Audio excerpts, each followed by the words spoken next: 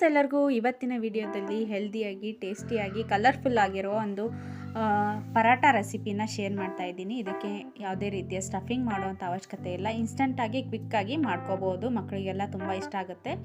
ಇಲ್ಲಿ ನೋಡಿ, ನಾನು ಗೋಧಿ ಹಿಟ್ಟನ್ನು ಈ ರೀತಿಯಾಗಿ ಸಣ್ಣದಾಗಿ ಉಂಡೆ ಮಾಡಿಕೊಂಡು ಸ್ವಲ್ಪ ಈ ಮೀಡಿಯಮ್ ಸೈಜಲ್ಲಿ ಲಟ್ಟಿಸ್ಕೋಬೇಕಾಗತ್ತೆ. ಇದಕ್ಕಿವಾಗ ನಾನು ರುಚಿಗೆ ತಕ್ಕಷ್ಟು ಉಪ್ಪನ್ನು ಸೇರಿಸ್ತಾ ಇದ್ದೀನಿ. ನಾನಿಲ್ಲಿ 4 ಚಪಾತಿಯನ್ನು ಮಾಡ್ತಾಯಿದ್ದೀನಿ. ಸೊ ಅದಕ್ಕೋಸ್ಕರ 4 ತೋರಿಸ್ತಾ ಇದ್ದೀನಿ ನಿಮಗೆ.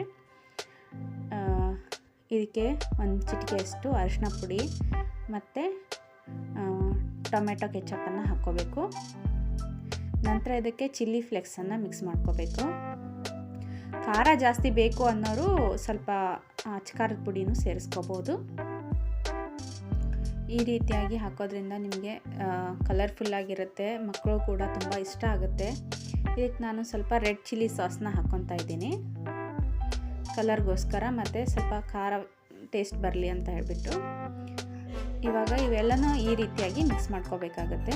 ಚೆನ್ನಾಗಿ ಕೈಯಿಂದ ಎಲ್ಲ ಕಡೆ ಸವರ್ಕೋಬೇಕು. ಸವರ್ಕೊಂಡ್ಬಿಟ್ಟು ಇದನ್ನ ರೋಲ್ ಮಾಡಿಕೊಂಡು ಈ ರೀತಿ ಶೇಪ್ ಮಾಡ್ಕೋಬೇಕು. ರೌಂಡ್ ಶೇಪಲ್ಲಿ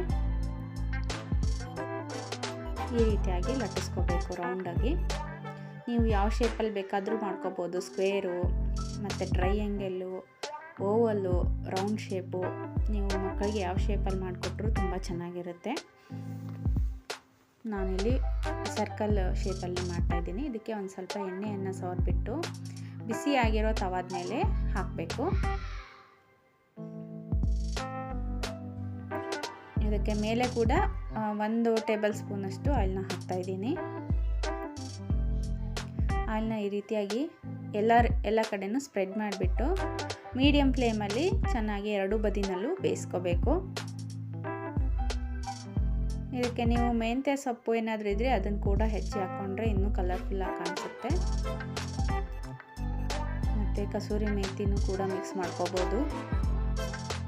ವಿತೌಟ್ ಸ್ಟಫಿಂಗು ತುಂಬ ಚೆನ್ನಾಗಿರುತ್ತೆ. ಇದು ಟೇಸ್ಟ್ ವೈಸು ತುಂಬ ಚೆನ್ನಾಗಿರುತ್ತೆ. ಇದ್ರ ಜೊತೆ ನೀವು ಚಟ್ನಿ ಆಗಲಿ ಪಲ್ಯ ಆಗಲಿ ಏನೂ ಬೇಡ ಅಂತ ಅನಿಸುತ್ತೆ. ನನಗೆ ತಿನ್ನೋಕ್ಕೂ ತುಂಬ ಚೆನ್ನಾಗಿರುತ್ತೆ. ಮಕ್ಕಳು ಟಿಫಿನ್ ಬಾಕ್ಸ್ ರೆಸಿಪಿಗೂ ಇದು ಚೆನ್ನಾಗಿರುತ್ತೆ.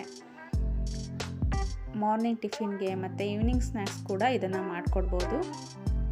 ನೋಡಿ, ಬಿಸಿ ಬಿಸಿಯಾಗಿರೋ ಪರಾಟ ರೆಡಿಯಾಗಿದೆ. ಕ್ವಿಕ್ಕಾಗಿ ಈಸಿಯಾಗಿ ರೆಡಿಯಾಗಿತ್ತು ನೋಡಿ. ಇಲ್ಲಿ ನೋಡಿ ನೀವು ಎಷ್ಟು ಸಾಫ್ಟಾಗಿ ಬಂದಿದೆ ಅಂತ ಹೇಳ್ಬಿಟ್ಟು. ಬಾಕ್ಸಿಗೆ ಹಾಕ್ಕೊಟ್ರು ಇಷ್ಟೇ ಸಾಫ್ಟಾಗಿ ಇರುತ್ತೆ. ಇದನ್ನು ನೀವು ಸಾಸ್ ಜೊತೆ ಅಥವಾ ಚಟ್ನಿ ಜೊತೆ, ಕೊಕೊನಟ್ ಚಟ್ನಿ ಜೊತೆನೂ ಸರ್ವ್ ಮಾಡ್ಬೋದು. ನಾನಿಲ್ಲಿ ಬಿಸಿ ತುಪ್ಪ ಜೊತೆ ಸರ್ವ್ ಮಾಡ್ತಾಯಿದ್ದೀನಿ. ಪರಾಟ ಬಿಸಿ ಇರೋದ್ರಿಂದ ತುಪ್ಪ ಹಾಕ್ಕೊಂಡು ತಿಂದರೆ ತುಂಬ ರುಚಿಯಾಗಿರುತ್ತೆ. ಈ ವಿಡಿಯೋ ನಿಮಗೆ ಇಷ್ಟ ಆಗಿದ್ದರೆ ದಯವಿಟ್ಟು ಲೈಕ್ ಮಾಡಿ, ಶೇರ್ ಮಾಡಿ, ಸಬ್ಸ್ಕ್ರೈಬ್ ಮಾಡಿ. ಧನ್ಯವಾದ.